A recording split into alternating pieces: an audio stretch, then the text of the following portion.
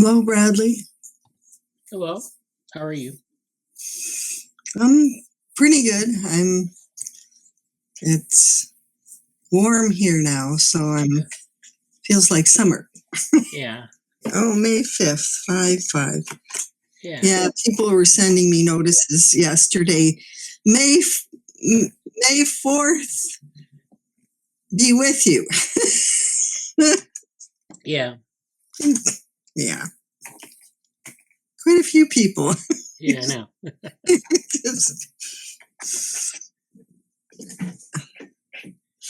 All right. Any updates? Things going on with? I'm taking Blender from Udemy. Okay. You can actually do optical coherence tomography with Blender. I think I don't know if it's just to illustrate it or what, but I've got a paper. Anyway, so I'm doing that, and then I'm taking a Python course, or started to, because it said it would teach me machine learning and get me into AI, and it's just like, take our course, we'll show you what you do with it, with statistics and with machine learning. So I went, okay, I need to understand Python better, because I know it's very similar to MATLAB, but I might as well, I've never taken that language, so I might as well add that to the menagerie. Yeah. They didn't stick with Pascal. They changed it to Python. I don't even know if they did that. Anyway, I just know about MATLAB, and there's still the programming in MATLAB that that does tensegrity that I have to investigate. But I have been trying to clean my house. Yeah, literally or figuratively. It's literally clean my house. Okay, yeah. My house has 5 stories, sort of. Oh, wow. 5 levels, because we added a small house onto a slightly larger house. Yeah. So it's all uneven, and the part that's up over that way always gets neglected, shall we say. So I've been trying to clear that. Right. Yeah. Well, Morgan.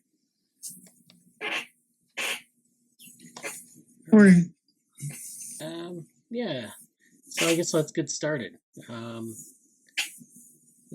So yeah. All right. Let me start with a few things. A couple words about the Google Summer of Code projects coming up. That's going to be, I guess the decisions are going to be made this week, so I don't know how many slots we'll get. We'll see. So I guess it's like the 8th or something. So good luck to everyone on that. I got put an article in the Slack, the Open Room Slack. We'll talk about that. And then we'll talk about another article that I found interesting. So. Okay, I'll shut off my camera and stuff, because bandwidth issues sometimes happen. Yeah, no problem. Okay, so this is this article, Connectomics 2.0. This was from the Transmitter. So in the Saturday morning NeuroSim group, we talk about stuff from the Transmitter all the time. And this is a nice, popular source for neuroscience and computational neuroscience even. And they have a lot of good articles. So this article is on Connectomics 2.0, simulating the brain. And it's on the fly connectome. So we've talked about the fly connectome. We've talked about C. elegans connectome. We know all of the cells in the C. elegans connectome. We know their connections, and we have a number of different connectomes. We have the gap junction based connectome. We have the synaptic connectome. We have the male and hermaphrodite connectomes. And then we have various larval connectomes, which actually varies quite a bit in terms of the connectivity during the larval stages that you see in C. elegans.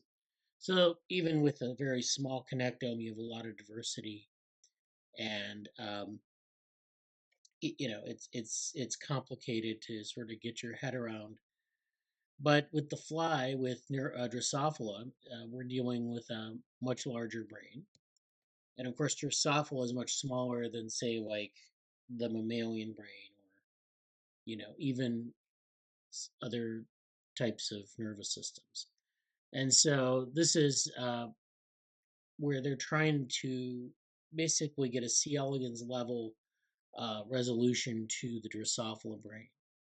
So Drosophila connectome, which we don't know all the details of. This article talks about all the articles that have been published in the last maybe 10 years on elucidating this connectome, both in terms of what the connections are and what their linkages to behavior. So it's also important to get the cells and connections right, but it's also important to see how that translates into behavior.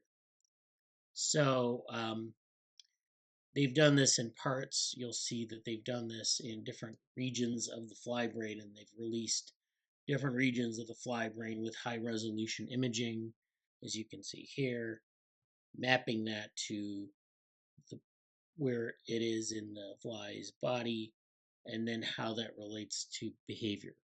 And so this is an example of some of the imaging they've done, where they have, the nerves, the cells, and then the receptors on the surface, and all of that. So the subheading here is, with a complete fly connectome in hand, researchers are taking the next step to model how the brain circuits fuel function. Okay, so this is, if you look at the subtitle of this figure, form and function, using simulations based on connectivity maps.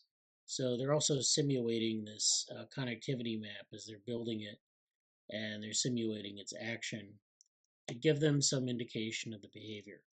Because you can measure some of the behavior from some of the neurons, but it's hard to get good measurements of a connectome. So we also use simulations. Researchers are exploring how much they can learn about a circuit's functions from its connections alone. Okay, so they talk about, in 2012, neuroscientists Sebastian Sung and J. Anthony Mavshin squared off at a Columbia University event over the usefulness of connectomes. So Sebastian Sung has been a salesperson for this idea of connectomics and how that's going to revolutionize. I mean, it kind of already has revolutionized neuroscience, but at that point, he wrote a book on it, and he was really trying to sell it as this indispensable tool. So how useful are connectomes? And so such a map, Sung argued, could crack open the brain's computations and provide insights into processes such as sensory perception and memory. So, we have a lot of different concepts and tools. At one point, people thought that you had little portions of the brain that had different functions, and they were compartmentalized. Later people had this idea that, there were these pathways. I mean, we still have pathways, but networks have become more common in the last maybe 20 years. And of course, having the connectome as a network and understanding that network is, that's really the key to understanding the brain. But Mavshin, a professor of neuroscience and psychology at New York University, countered that the relationship between structure and function was not so straightforward. That even if you knew how all the brain's neurons connect to one another, you still wouldn't understand how the organ turns electrical signals into cognition and behavior.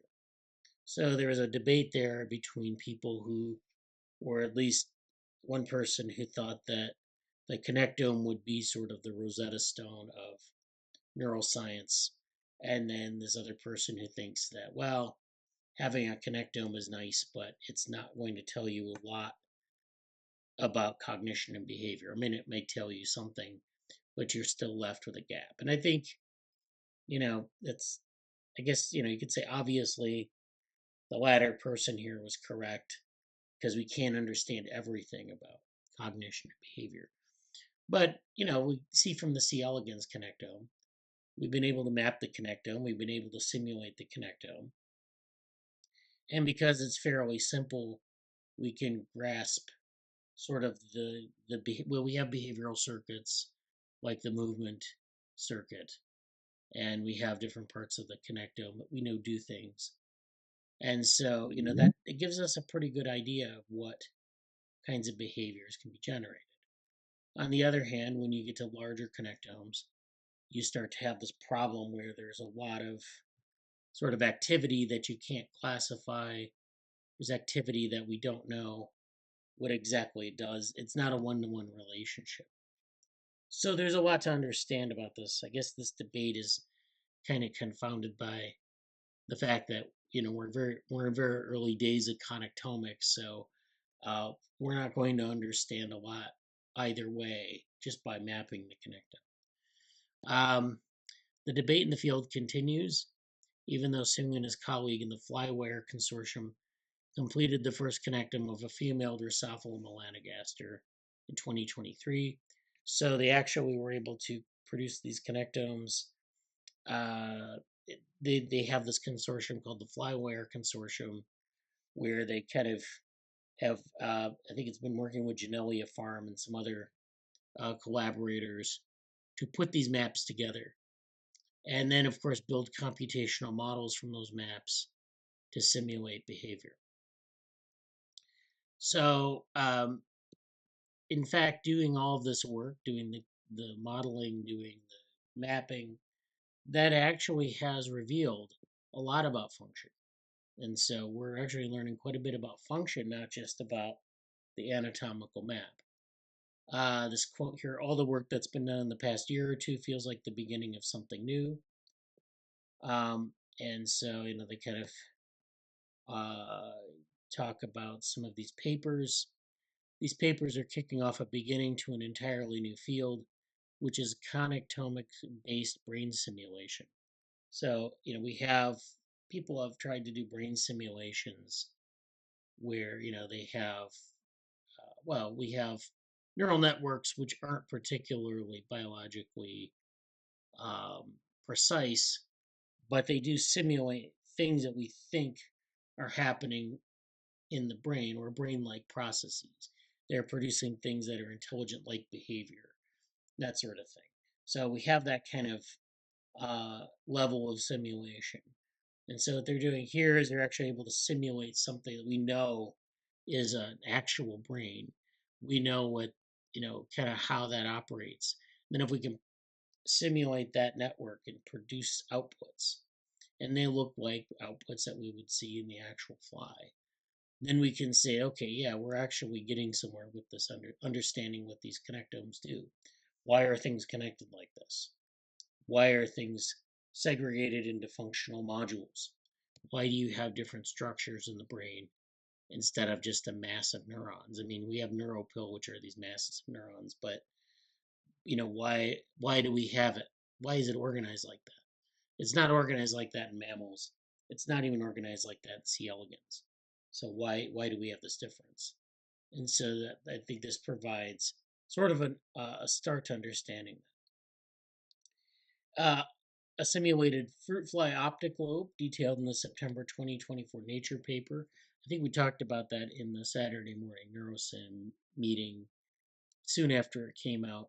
They basically mapped out the fly optic lobe.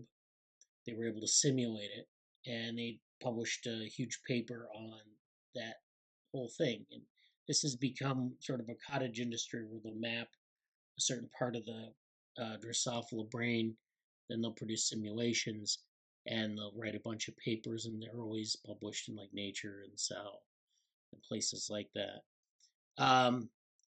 And so this simulated fruit fly optic lobe accurately predicts which neurons in living fruit flies respond to different visual stimuli.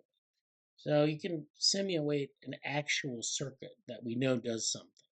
You can get it to be of a certain level of precision. You can't get it to be absolute precision because you can model the neurons, you can model the connections, you can model the the details of the surrounding tissue, the supporting cells. You can model the ion channels and get some of those dynamics right. And then we have to then simulate it.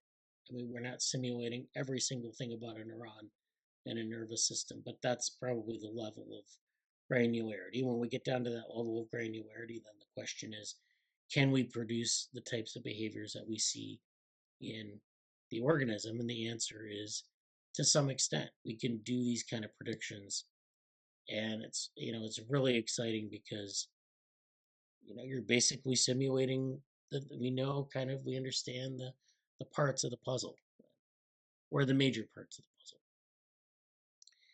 All the work that's been done in the past 2 years feels like we're at the beginning of something new. But you can see how this would build up to something that is eventually very insightful. So this is not like, a finished product, but it is very promising. And having the connectome shaved years off the time it takes to, say, identify a neuron involved in a particular behavior. So, there's been this approach in neuroscience where they've tried to map out cells, and there was a time when there were like specific cells in insect nervous systems. In some insect nervous systems, or in some parts of the insect brain, you have specific cells that do specific things, or specific nuclei that do specific things. And so that's part of what insects do. In mammalian brains, usually cells are interchangeable in terms of what they can do, but you still had people propose things like different types of cells that have specific types of functions.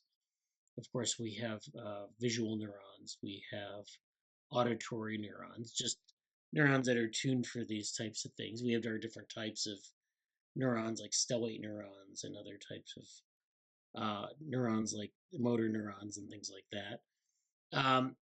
But it's not a matter necessarily of just identifying a neuron and its function, and that's all compartmentalized. A lot of times, a lot of things happen not because of a single cell, but because of the network it's connected into. And so that's the lesson we're learning from connectomics. So, basically it can help us because if we have all of the cells that are involved in a network, we can do better experiments because we're not like testing one cell at a time for its function. We're not trying to find the optimal network, and that would take years to, say, test every cell and see how they're connected and see how, what cells we need to include in our experiment to get a certain result. We can just go to a connectome map, look at it, and say, okay, we'll record from these cells, and that takes just maybe about a week to sort of plan all that out, maybe.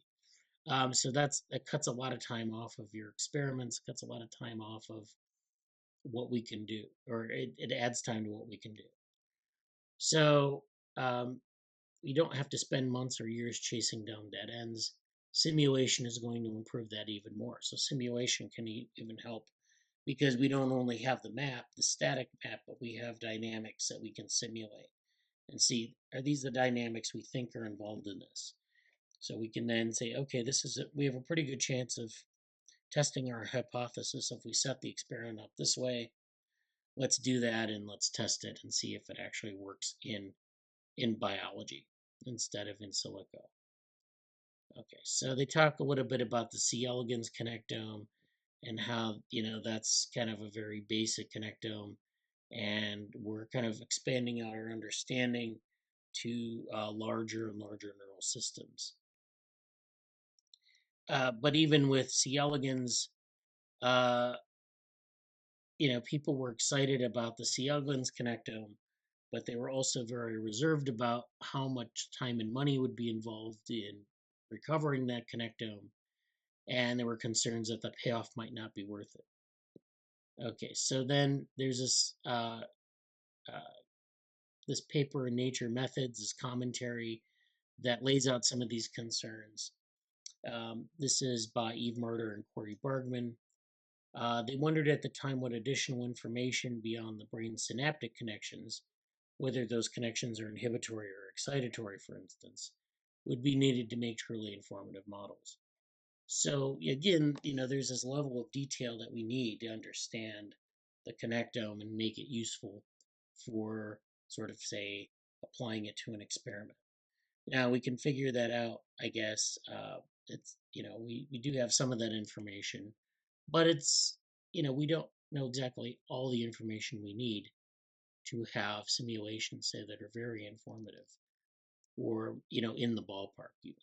So they point out that more than a decade later, fly connectome data still lacks that basic information. They also don't account for electrical synapses, although so this is in Drosophila.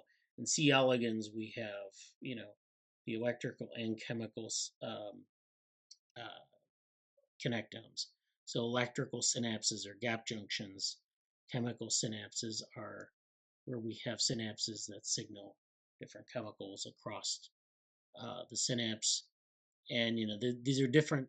The cells are connected in different ways. So those connectomes look different. They behave differently. They process information differently. But again, we don't have that information for Drosophila, and that may be playing a role in the behaviors that are produced. So if you don't have an electrical connectome, then you're missing something, as it were. And so they talk a little bit about that. In the absence of knowing who's electrically coupled to whom, you can make some assumptions from a chemical circuit connectome that are going to be missing a lot of parallel pathways. In its most pared down form, a connectome represents the connections between neurons mathematically. In the case of the fruit fly, each connection appears in a matrix of 139,000 or so rows and columns, each representing one of the fly's 139,000 neurons. The cell display numbers that indicate how strongly the two neurons are connected. Most contain a 0 because most of the pairs of neurons do not touch. We end up with these sparse matrices usually in a connectome where we compare each cell to each other cell. So we get these pairwise matrices. And they're pretty sparse because only certain cells are connected with other cells. So it's not just an all-to-all connection, and in fact that's sort of the power of the connectome, as it were.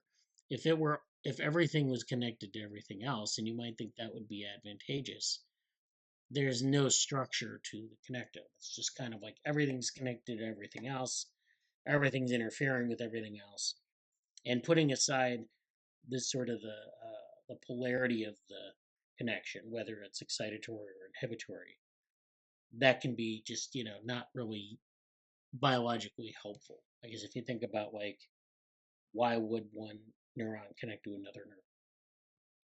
A lot of times you'll see in neural circuits, you'll see an inhibitory connection connect to another neuron, and then there's an excitatory connection upstream of that or downstream of that. And that helps to modulate the final target. So you have these inhibitory and excitatory loops where you get some sort of modulation. If there's activity, it's both inhibitory and excitatory, and those connections, of course, if everything is connected to everything else, those connections are less powerful because those can't be structured in a way that's useful to the circuit. So you see the problem with kind of like the all-to-all connectivity. It's actually that you need a very sparse matrix to have effective, I want to say effective connectivity because that's a term of art, but something that's going to produce behaviors and allow an organism to switch from behavior to behavior. Okay, and then so simulations have to take this all into account.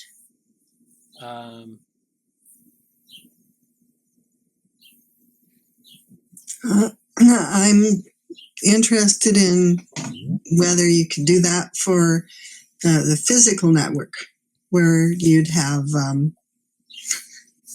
the stress and strain in the cell form a network, and because they join in different configurations in different situations. Yeah. Yeah. You had I think you had a paper about that at some point, where you have different types of networks depending on the connections in the cell, and they were physical. I've got the paper around somewhere. Yeah. Anyway, I guess they're not doing that. If somebody was, I'd be interested. You know, as in the 10 segrities I'm working with, there are probably some different ones in different cells. And also in the brain, there's also physical connections, that are, that have to do with their elasticity. Yeah. That's for sure, because the gray matter and the white matter are totally different. It's like they were two different substances. Yeah. Yeah, I think there's actually like a lot of, and this is just kind of the basics of connectomics.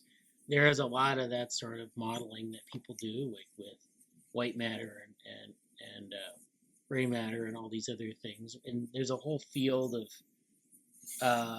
where they look at the physics of the brain as part of the connectome. So, they're doing like physical studies of the physical properties of neurons, the physical properties of axons, and things like that. And they're taking that into account. So it's really interesting work that kind of goes beyond this little popular article. As for the 10 segrities, I think that's really interesting. Again, the network structure, connectivity structure is the sort of the most basic level, right? So you basically want to know from that matrix what it's, Wij, what is connected to what is influencing what. And then you could say, have another sort of, you might have like a simple connectivity matrix where it's either 0 or 1, where it's either connected or not, or sometimes you'll have like a covariance or correlation matrix where you have the strength of a correlation or the strength of covariance. You basically want to know if two units or neurons are having an effect on. You might have a series of measurements into that. And then that's just the basic sort of matrix. And then there are other matrices you can pile on top of that, or you can have this sort of additional information, like the properties of a certain connection. And then you can build subnetworks that basically address those questions. So you might be interested, you might say, we know that there are different material properties of certain connections. What are those properties? And then those might be like in a discrete value, have a set of discrete values where we can characterize them. And you say, okay, let's build subnetworks out of these different categories and see, how they're connected. How are they influencing other subnetworks and things like that? So there are a lot of things you can do with that kind of, and again, connectomics is just with neurons. You could do sort of a connectomics where, or you could use a lot of the tools in connectomics and in biological networks are going to be very similar because they're asking basically similar questions. Ultimately, it's about what things are communicating with what to produce some outcome. In in tensegrity, it's that they're different points and they're all interacting and they're producing this sort of uh, meta outcome or this ultimate outcome of stability. So so they're doing very similar things. And I think it's important to. I don't know how there are tools that kind of develop in one field and they get applied to the other, and then that's considered an innovation. When in fact, they were just kind of like, you know, just using the same tools and just making reasonable conclusions from that. So yeah, a lot of this fly connectomics work has been happening at Genelia, where they have, um, they've been doing a lot of really high-end research like this, where they build these tools, imaging tools, and they integrate it with, simulation and do a lot of the, enable a lot of this work. Okay.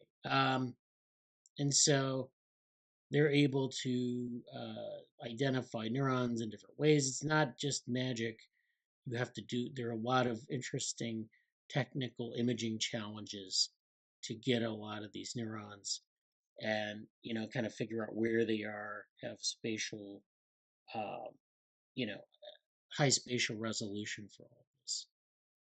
And so then we have to figure out what what different neurons do. So, we have to figure out kind of what, say, like different classes of neuron do. So, so they say as these models process simple movies, they spat out the activity from the neurons in the optic lobe's motion pathway, and across all 50, that activity aligned almost entirely with data recorded in 26 studies of living flies. So the models that they built from the imaging data identified a set of neurons called elementary motion detectors, known as T4 and T5 neurons. So this is an example of where you can build a model of using sort of a model of the connectome that you get through imaging. You can simulate things and figure out what neurons are processing what, and then go back to the actual flies, do some experiments to confirm functional or to sort of confirm their functional role in these networks. So T4 and T5 are the primary drivers of motion detection. Neurons outside of the T4 and T5 group also seem to compute motion, suggesting other as yet unknown visual system cells that might exist. So we can identify sort of the cells of greatest effect in a connectome. We can identify, like, if there are cells that deal with motion detection, we can identify those cells. And then, of course, in doing a connectomic study, we can also then, because we have all the cells interacting in real time, we can simulate that. We can then say that maybe there are other unexplained sources of variation that we may need to track down and assign to other cells or other mechanisms within that network. So it's really interesting work. This is an interesting paper here. There was in April of this year, Taraga's team published in Nature a whole body simulation of a fly that uses machine learning to walk and fly.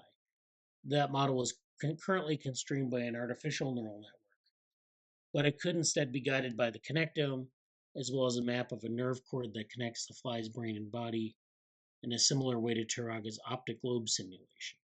So this is the same team that did the optic lobe simulation.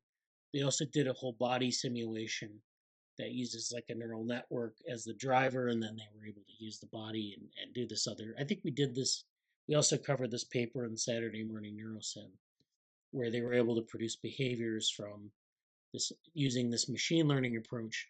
But what they want to do is use the connectome to do that. We don't understand the connectome well enough to do that sort of study, but I think it shows the potential for this, as well as kind of using machine learning tools in tandem with these connectomes to answer these kind of functional questions. And so we couldn't get there before the connectome, and it's you know, it's sort of this thing that is revolutionary, I guess. So this is really there are a lot of challenges in this work, but there are a lot of things we can learn. I think that's the bottom line.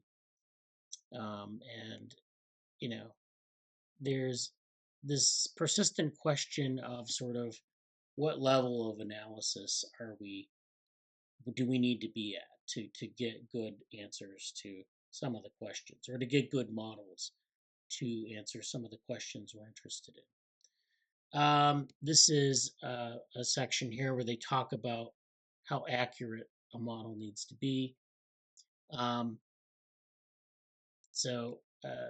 There's this quote here: "You wouldn't want to stare at an individual dot in the painting and infer this is exactly what happens here." And then the follow-up statement to that is some of the papers have tried to stare at every dot. What they're getting at here is that with connectomes, we can answer questions not only of function and what the different contributions to say like output behaviors are from this network, but also this emergence that happens in nervous systems where all these neurons are interacting, they're sending signals to one another, and through those interactions, and only through those interactions, can you produce the behavior. And so this is where if you study a single neuron, you're not going to understand the behavior. And a lot of studies do that where they kind of identify specific neurons, record from specific neurons, and then try to make inferences about behavior. The alternate approach is to say that you have to study entire networks, and then that behavior emerges from those networks. And it's not down to any single cell, although single cells can have outsized effects on the behavior if you say ablated those cells, got rid of them, removed them from the network. And so, there's this tension between sort of connectomics and physiology, or the reductionist physiology, and then you need to, you need to use both of them in tandem. That's what they're saying in the article. And then, of course, we don't necessarily want perfectly accurate models of the brain. That's not necessarily the goal. We can build different models that approximate different mechanisms that, say, summarize different features of behavior. And in fact, we can't go down to, we can't simulate every aspect of the biology, of the physiology, because some of those aspects are not relevant to, say, producing a movement behavior or some sort of sensory input or output. So this is where we get this, someone else is quoted here saying, "It seems odd to me to design a model that totally ignores that level of biology." So it's kind of like, we have these ways of kind of, we've talked about this many times in this meeting, we have these ways of sort of abstracting things to certain representations, maybe neurons, maybe we use, all sorts of different connections between neurons, and, which ones are the most informative. So this is a good paper, or this is a good article. It's really kind of a back and forth between a number of different topics that we talked about in the group, and using the things going on in Drosophila connectome as sort of a backdrop to that. So thank you, Lalith, for putting that in the Slack. I wanted to go over that paper, that article. Thank you, sir. I thought it was like really interesting read, and thank you for putting it out very clearly. Yeah. I joined a little late, but yes, sir. I would rewatch the video. Yeah. Thank you. Yeah, no problem. So we've got a bunch of people who joined while I was presenting that article. Welcome Jesse and Hussain and Soham and Lalith. Yeah. So the people who joined later, do you have any things you'd like to share with the group?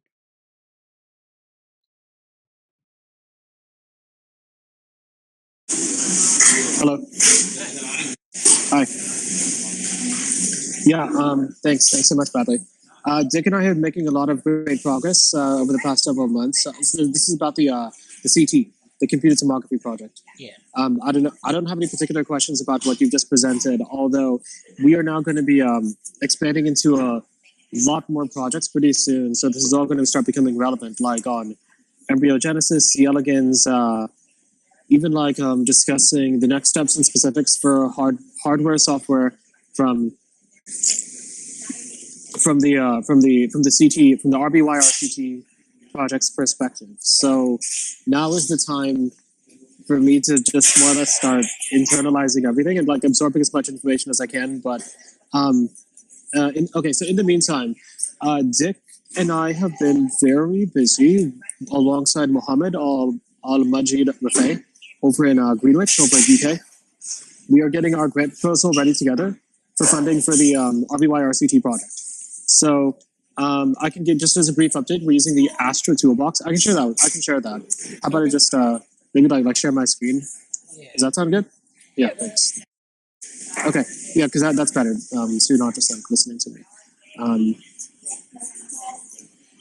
Excuse me. I wonder where he is right now. Is Dick like on? I don't know. You guys, I'm not so sure. Let's see if this works. Astra tomography. Hi. Cool. So Astra should be able to get the geometry correct for us to create the images for the simulation. So once again, just to back up for a bit, we are comparing different geometries of computer tomography approaches, including to compare our RBY-RCT approach against the against the fan beam and the cone beam the fan beam and the cone beam, which is what we were doing before. Or those are like the established methods that we're trying to prove against to show that our technique works better. So I'm trying to look for my manuscript. So hopefully I can find this. I don't remember where I saved it. Let me just bring it up.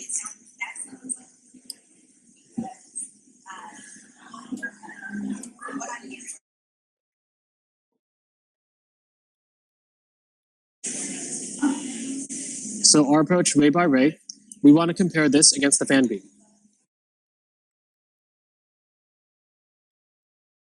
The latest version of things, but we are still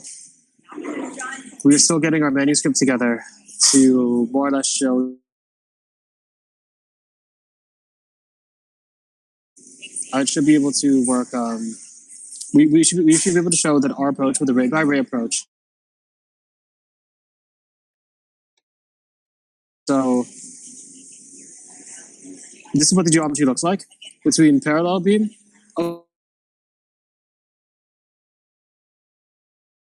Okay, ray by ray being the approach that we're using with ray by ray computed tomography that we want to show is much more efficient and much more effective compared to those other two, parallel and fan beam. And I think I have the results here. Yeah, as you can see, these images are not accurate. They're not accurate at all.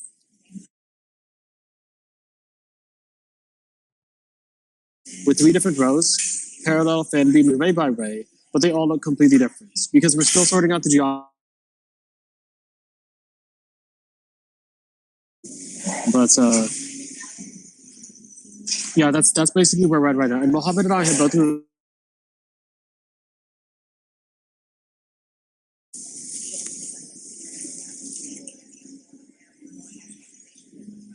right, that's good. Thank you. It was a good update. Yeah, for the people who have joined us since Hussain last presented on this, they're doing a imaging project where they're looking at these different ways of imaging. This is medical physics, so they're looking at different ways in which the light scatters, different ways to capture objects, especially when embedded in some sort of noise. Usually, if you're doing things like imaging inside the body, one of the domains is breast cancer, where they have to try to find a tumor embedded in other tissues.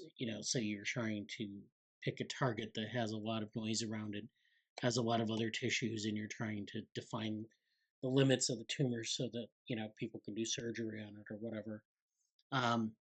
And then there are different ways that you have to deal with light scattering in tissues and things like that you wouldn't necessarily have to deal with if you had like a well-prepared slide, which is a lot of times when we get data from like C. elegans or Drosophila, if we have slices of tissue there, it's usually been prepared and it's been put on a slide, and you don't have to worry about a lot of these effects, although we do have those effects even in slide microscopy, where you're acquiring things from a well-prepared slide. You have uh, you'll use different stains to identify things. When medical imaging use contrast agents, but those are a little bit different, behave a little bit differently. So that's what they're doing, and they're trying to work on these different methods for doing this. Yeah, it's really cool. And then this toolbox is, of course, makes us a lot easier to kind of work with, because it's a hard problem, and then the image processing is hard. Yeah, so if you guys have ever played Wordle, like that's the game where you have to guess what word it is, but you make guesses, and somebody else tells you which letters are correct or which letters are in the correct letter, but in a different position, things like that. That's essentially how the MART algorithm works when it's reconstructing an image. Okay, so even from sparse data, even when you don't know what the image is, based off of how singular photons, like singular X-ray photons, interact as they hit the image, can you detect and refine and refactor the way you are producing an image to produce the image of something like a breast cancer tumor as efficiently and effectively as possible? These three columns, left to right, parallel, fan beam, and then ray by ray. Ray by ray being the one that we are trying to show is better. And as you can probably guess, the fan beam is not working. Like it's just not working. That's what Muhammad and I are trying to figure out. Okay? Yeah.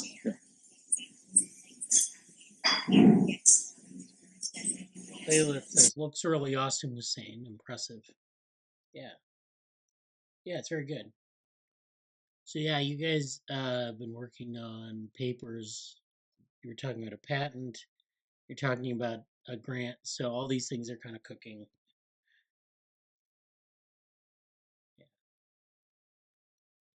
Yep. We're patenting this work. For those of you who are just jumping in, yes, we are patenting this work. Yep. Yeah. All right. Very good. Thank you.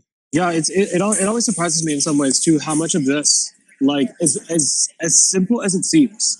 Like someone says, you're just making an image, and you're just taking like literally an image file and trying to reproduce it. And it's like, why is that so difficult? And it's extremely difficult. We've been working on this for over a year now. And even explaining like the MART, the multiplicative algebraic reconstruction technique algorithm, explaining that to Muhammad, like that takes time too. It's so simple that like it seems like it would be trivial, but it's not. Like even solving this problem and showing that you can patent it is not. It's not obvious. It's not obvious at all. So yeah. Like for one thing, like we've been pretty like black box about the Astra toolbox. Like just treat it as it is and see if it works. Then try it, but you can't really do anything about it, you know. And I think right now we're trying to dig in a bit deeper to see if we can like literally inspect the code to see what's going wrong with it. So yeah. All right. Yeah. Good. Okay, it's really good to hear that you're working on that project. Yeah. Yeah. I think it's important. So we are also I mean, like, I don't mean to go on for if other people to talk about things, but Dick and I are working on a couple other projects too. So I don't know if you want me to keep going, because like we've started work on the peptide project. Did he mention that one to you? Like yeah, why don't you talk about it? Alongside Savino Longo over in Italy. I don't know if you're familiar with him. Do you know Savino? Savino Longo in Italy. Savino Longo. Yeah, and he'd mentioned the problem of random DL peptides with different. Okay, so sorry guys, this is a completely different project. I'm shifting gears entirely. Okay, but basically, yeah. After talking about some manuscripts on string processing models and performing some simulations, we are basically trying to answer questions related to the origin of membrane peptides during the origin of life, based off a positive feedback mechanism of a hydrophobic mismatching. So that's quite a bit, and it's quite a bit to overturn. But this is basically what we're trying to answer with some of our future simulations and research too. So yeah. Okay, that sounds great. What other projects are you working on? Oh, plenty. He gave me a list of like 40. Oh no. Did Okay. Did he show you the project list? I'll put it in the chat. How about I put it in the chat, because that's the only way I can share all this with you. Yeah. Because I've been keeping track of all of them. We literally discuss. Go ahead. Take a look at this. Enough to do like 50 or 60 PhDs. Oh, And we yeah. want to. Yeah, these are all kind of like Dick's different projects that he's defined. Yeah, there's just a lot of them here. Yeah. And it's not just in biology or developmental biology. I mean, these span everything. But some of these, some of these are, people have maybe solved them in different ways. Others are probably not really, haven't been well addressed. Some, have been addressed with like old school experimental methods. So like if you added a computational element, it might be very helpful. So Yeah. Dick will have these problems that he's been working on or has encountered in like the last 50 or 60 years of his career. And it's really interesting because, these are, you think, well, we could solve this problem pretty easily, but there are problems in biology that go back like 100 years or more. And sometimes it's about bringing technology or bringing new methods to a problem. Sometimes it's about like doing the right experiment. Sometimes it's just a really hard problem that you can take a stab at and you can get a good result, but you're not going to solve it. But that's kind of the great thing about like all these different problems is that there are so many ways to contribute, and even if it's not like solving a problem, you still contributed something to knowledge, and maybe you develop a method that you can use in other domains. So it's always good to just kind of think in this way of answering different long-standing questions. Yeah. I mean, it's well, everything. I appreciate the insane the degree of like polymath type thinking, the approach towards stuff that's basically built on just purely asking questions and answering them. No matter what the domain is, just what the discipline is. Being able to be driven by like just trusting other people and professionals in those fields and areas that like the work you do, it has merit like in and of itself, and it's not like you're doing things like I don't know, like just showing that ability of like having as much impact as you can with your research, but still being selective with which questions you ask. So yeah.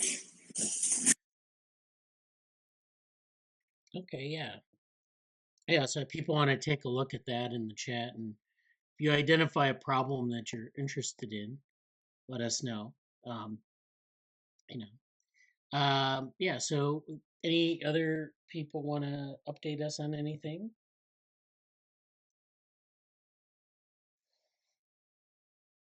I know Jesse has had some pretty interesting recent career moves, not necessarily relevant to DevoWorm group, but he's interested in a lot of mentoring things. So there's this mentoring aspect that we don't talk about as much. And that's something that if you're interested in Google Summer of Code, we'll actually be having, and this is a separate meeting, and I'm not sure how I'm going to work this year, but we're going to start our open source meetings that are run by the Orthogonal Research Lab. That's going to start this coming Friday. So we usually do these meetings and they're seasonal. We do them in the summer, in the fall, late spring. And we kind of match this to Google Summer of Code. So like the idea is that people working on Google Summer of Code join our group. We have other people in our lab that are interested in open source, usually Morgan and Jesse, and maybe Hussain has joined these meetings in the past, where you just come in and we talk about different topics in open source development, and maybe open publishing, open science. People give updates on their projects. First meeting is 9 or 15. It would be 9, right? Because that's this Friday, May 9th. Yeah, it'd be May 9th. So this coming Friday, and it'll be at 12 o'clock Eastern time in North America. So if you're in India, it would be in the evening. If you're in other parts of North America, it'd be in the morning, and so forth. And so I'll send out when we get people accepted into GSOC, or if you don't get accepted into GSOC, you're still welcome to join our group. But I'll send out that information then. So yeah, and this is, again, it's a good way for people to kind of develop their projects. When we do GSOC, we do the weekly meetings where we kind of go through updates, what people are doing for that week. As you know, from GSOC, we give you this, one of the requirements is to do this schedule where you have to make a week by week account of what you're going to do. And that's a project management technique I think is quite useful, because it helps you to sort of time yourself properly so you can go through and hit all the points that you need to. And it's not supposed to be, like, you're not supposed to absolutely stick to the schedule, but it gives you this timeline that you can work from. With the open source meetings, this gives you another dimension to that, where we can like talk about some of the topics, the larger topics, the larger, bigger picture topics that we would think about. We wouldn't think about normally within the course of that schedule. So, we've talked about different things like, the different types of research, software development opportunities that exist in organizations, or, how to kind of get things organized for a GitHub repository, some of the licenses you might use to license content. What are some of the aspects of project management that you should be working with? And Jesse's had a nice series on kind of like project management in the workplace.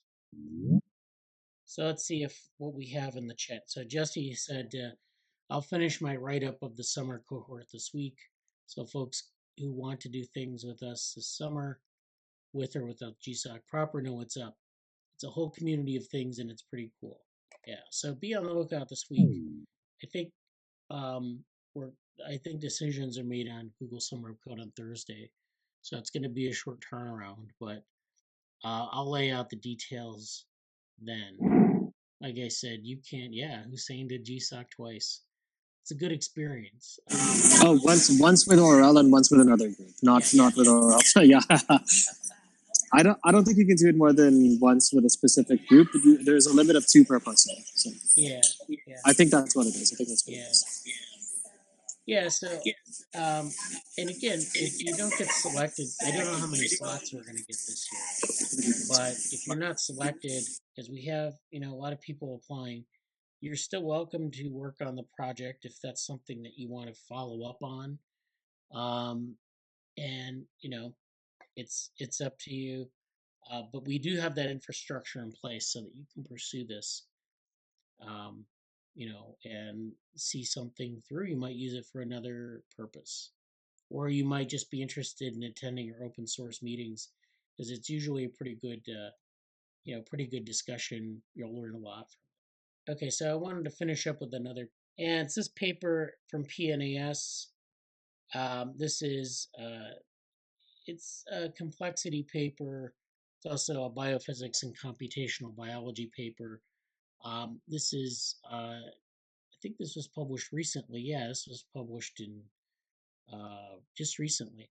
So this is called The Emergence of Eukaryotes as an Evolutionary Algorithmic Phase Transition. And so this paper kind of deals with this early life. So we've talked about early life a lot in the group. We've also talked about sort of the computational aspects of biology. And, we've talked about how you can characterize different biological processes using, like algorithms and matrices and things like that. So this is kind of an interesting exercise in looking at this process of the emergence of eukaryotes. So if you're not familiar with the history of life, you had, prokaryotes, you had prokaryotic cells, you had archaeobacteria. You first started with prokaryotes, and then you had this common ancestor between prokaryotes, archaeobacteria, and eukaryotes. And eukaryotes and archaeobacteria, I think, form one clade, and prokaryotes form another clade. These are just groups with common ancestry. And so eukaryotes emerged from this sort of early soup of life, and it emerged by having a lot of the organelles that you see in eukaryotic cells being independent organisms. And so there were these symbiotic events that defined eukaryotic cells and their emergence that don't define prokaryotic cells nor archaeobacterial cells. So archaeobacterial cells and prokaryotic cells look a lot different than eukaryotic cells. And the question is what kind of an evolutionary transition had to happen to get these eukaryotic cells? So famously, eukaryotic cells have this sort of symbiosis component where a lot of the organelles were incorporated into a single cell. So the thinking is that a lot of the organelles you see today in the eukaryotic cell form these ecological networks, where they were these organisms that were dependent on each other. And then they just formed this single cell type, and it became an integrated whole. And then that led to all the eukaryotes that we know today, some like yeast, or some like humans, or some like other types of insects, invertebrates, etc., etc. And so it's an interesting question as to how eukaryotes sort of evolved, and how that process happens. So they propose this evolutionary algorithmic phase transition.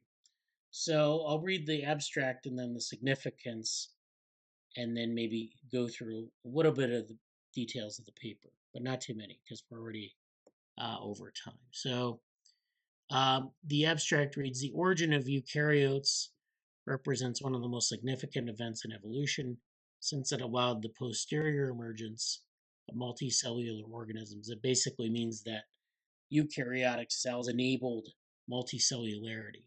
Although that's not entirely true. I mean, a lot of multicellular organisms are eukaryotes. Prokaryotes can form different multicellular collectives, and it's but the point is that eukaryotic cells enable a lot of complexity on that sort of scaffolding, on that sort of template. And so it remains unclear how existing regulatory mechanisms of gene activity were transformed to allow this increase in complexity. Here we address this question by analyzing the length distribution of proteins and their corresponding genes for 6,519 species across the tree of life. So they do this proteomic study where they look at the length distribution of the proteins and genes for these different, across a large number of species in the tree of life. So it's like you have the sampling of different biological contexts, different organisms of different complexities. We find a scale invariant relationship between gene mean length and variance maintained across the entire evolutionary history. Hey, Bradley. Yeah. Do you know what extent the size of these organisms are being dictated not only just say by the genes involved in their actual like the size of say the membranes, but the actual content of the DNA itself? Like getting to the point where organisms having too much DNA for them based on their size to even handle. Yeah. Do you understand what I'm saying? Like there being a limit, and so yeah. Well, that's a separate question, but like people have looked at like genome content and like complexity of the organism. And it's interesting that there isn't a good correlation between the two. So you might have something like pufferfish that have very large genomes, and other organisms that are maybe more complex than pufferfish having smaller genomes. So the genome size and like if you want to define like organismal complexity, there isn't really a good correlation there. There's this idea of the C value that people have mentioned, but it's it's kind of this is where maybe this paper becomes a little bit hard to understand, because it's like you can look at like the length of a genome or the length of a gene, and it doesn't necessarily correspond to complexity.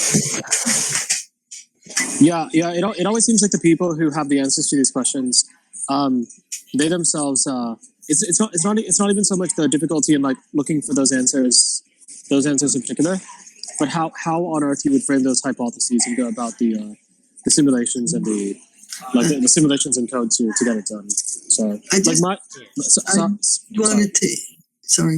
wanted to interject something. Amphibians have larger genomes. Yeah. And the axolotls I sometimes work with can have polyploidy.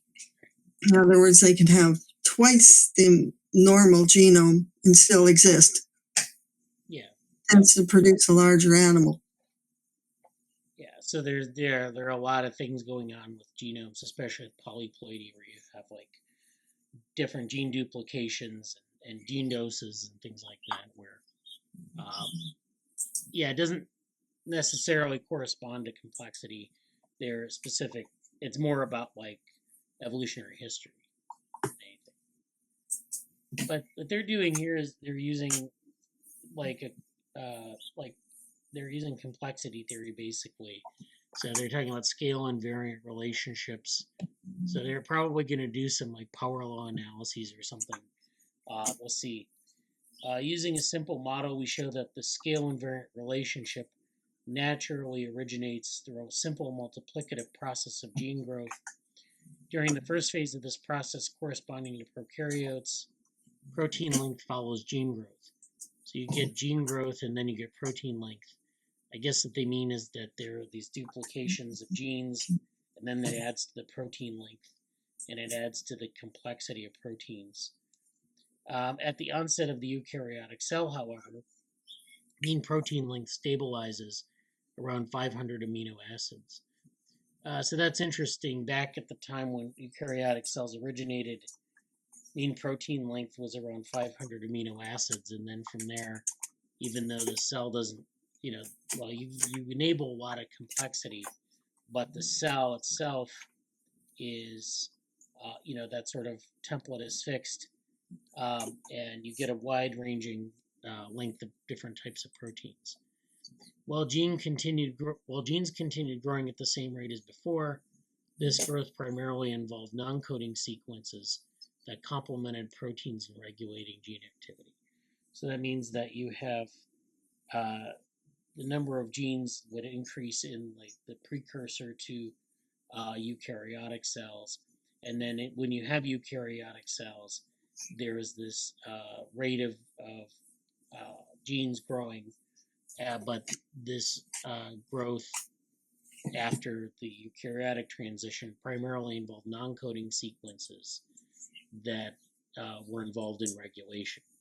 And so that's the argument they're making, that when you have this eukaryotic transition, you get larger genes, you get larger sequences, but they're involved in regulating the genome. So if you look at a prokaryotic genome, for example, it's much smaller. It's much more what they call optimized, which means it has it does have a regulatory region, each gene, but it's usually something that's somewhat simple, and then you have a coding region, and you don't have a lot of interstitial DNA. It's very what they call optimized. If you look at the genome of a mitochondria, it has this similar structure where it's pretty optimized. But the reason that's optimized is because a lot of the genes that are not involved in energy production have been moved out of that into the nuclear genome of the eukaryotic cell that it resides in. So, you know, you see this process of sort of optimization in things that are not like eukaryotic nuclear genomes. But when you have a new eukaryotic nuclear genome, you need these regulatory mechanisms and things to evolve. So that's why you have more DNA and thus larger proteins and more variable proteins. Our analysis indicates that the shift at the origin of the eukaryotic cell was due to an algorithmic phase transition, equivalent to that of certain search algorithms, triggered by the constraints in finding increasingly larger proteins.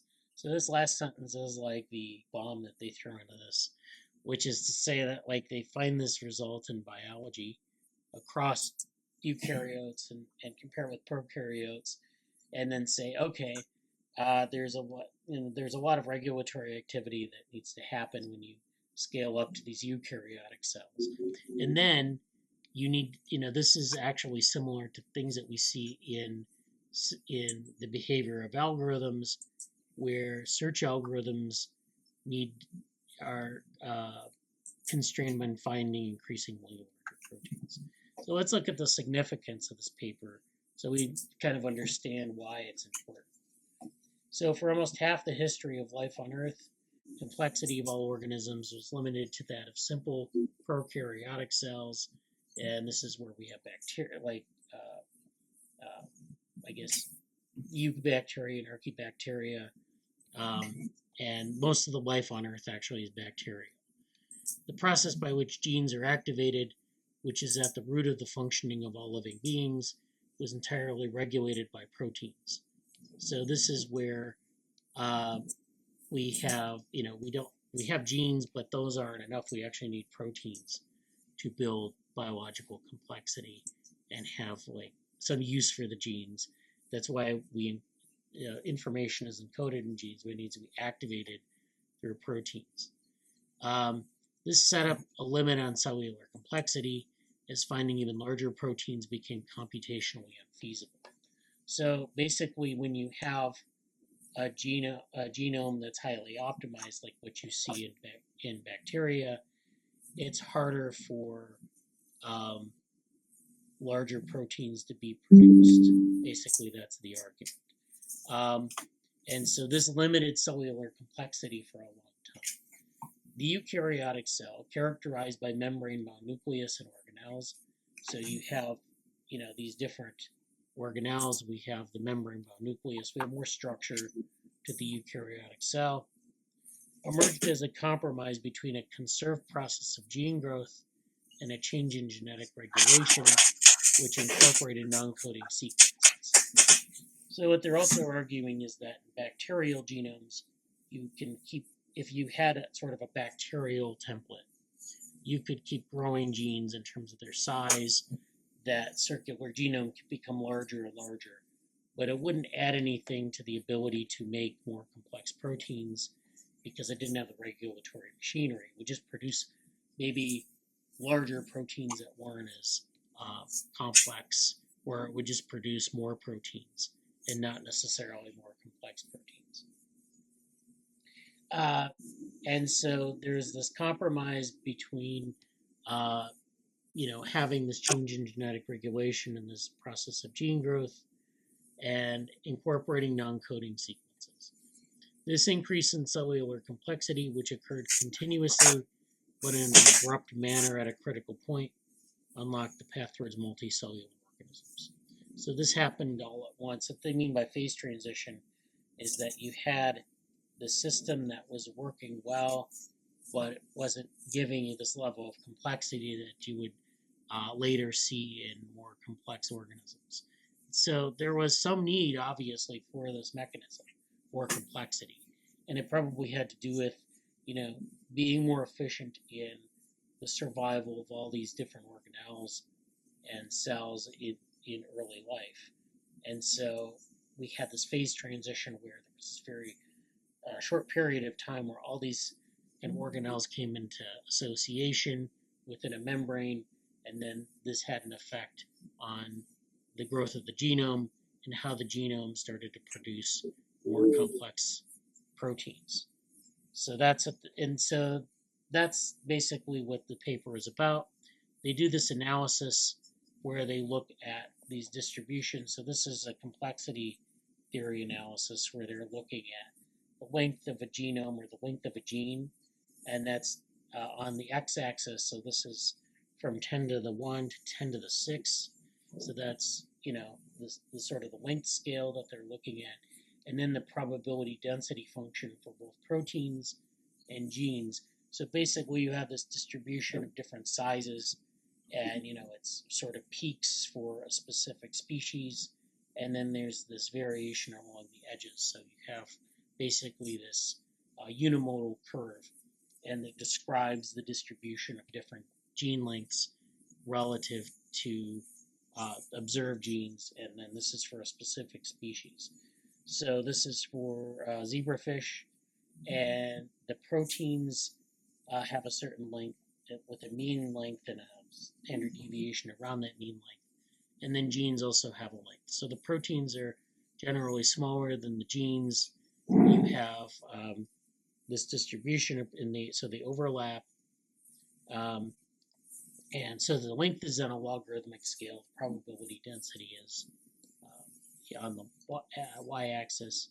So gene and protein length distributions are log normal. As for this example for zebrafish, we can see that length distributions for genes, which is in blue, and corresponding proteins in orange are given.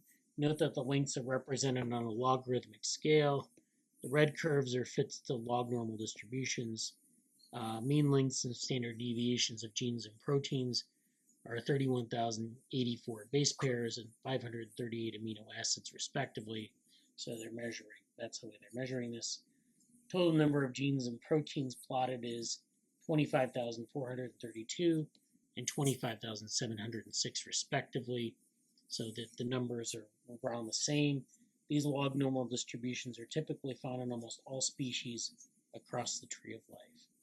And then this is another analysis where they give the mean gene length in increments of from like 10 to the 2nd to 10 to the 5th, and then gene length variance, which is from 10 to the 5th to 10 to the 10th. And they give this for different parts of the tree of life. So archaea, bacteria, protists, fungi, plants, invertebrates, and invertebrates. So we have eukaryotes and prokaryotes. And so we have, for all these different, they're color-coded, it's kind of hard to see the colors, but we have this distribution here where we see that for bacteria, the mean gene length is lower, the gene length variance is lower, and the bacteria are clustered down here. You have protists and archaea down here, still up towards the bottom, which we might expect given their complexity and given their not being eukaryotes. And then we have fungi, plants, invertebrates, and then finally vertebrates at the top of this, where we have a longer mean gene length and a longer gene length variance. So this is where we're getting this effect of regulation in eukaryotes.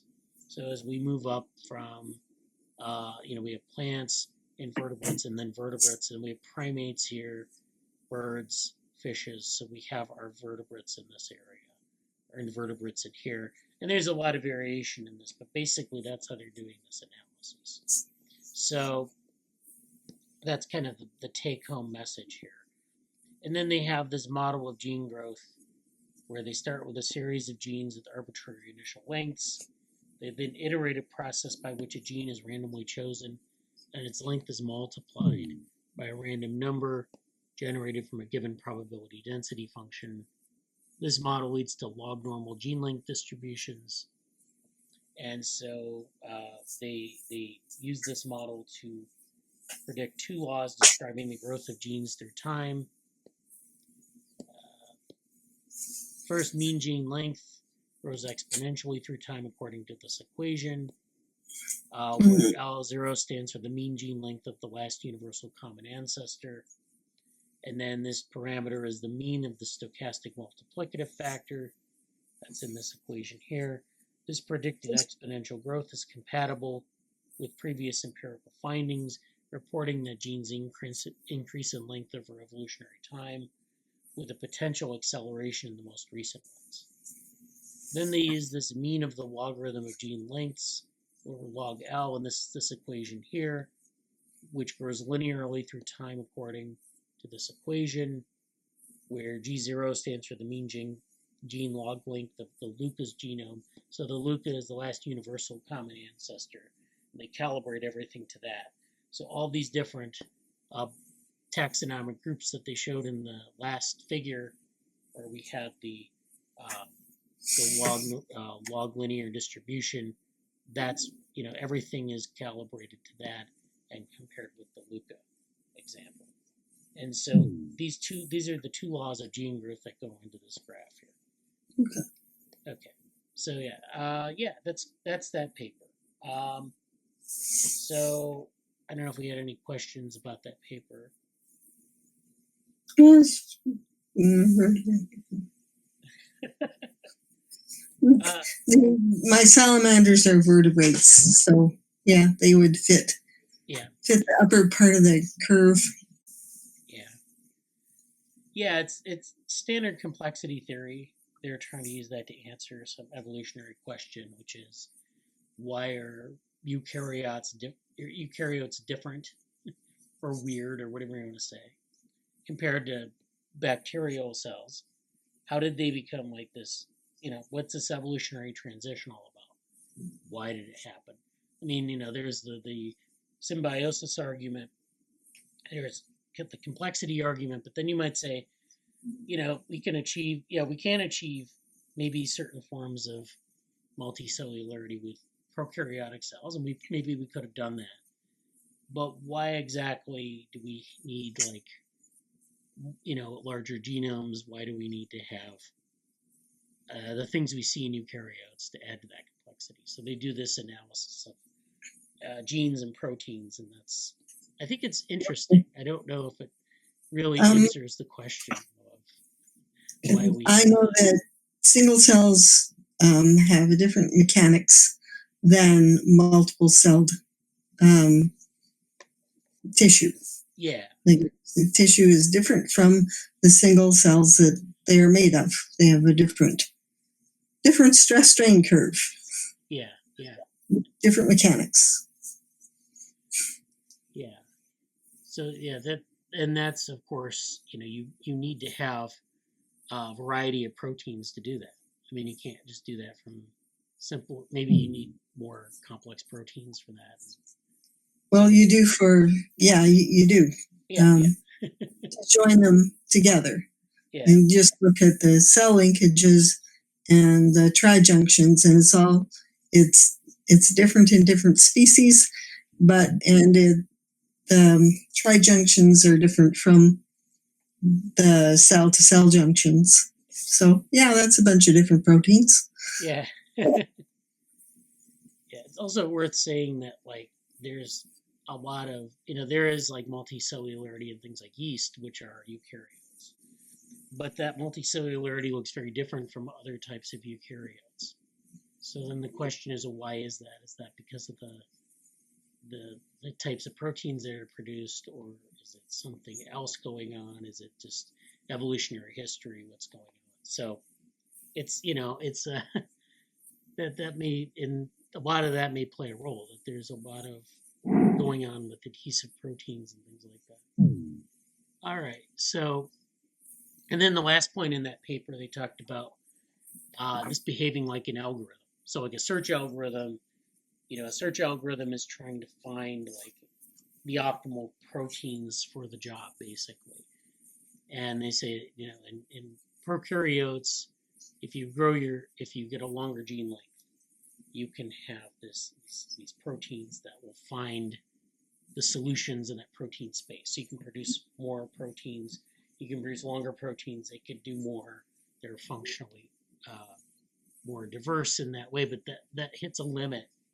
And so to get to that next level of search, of protein space. And protein space is this hypothetical space where you have various configurations of proteins that do various things.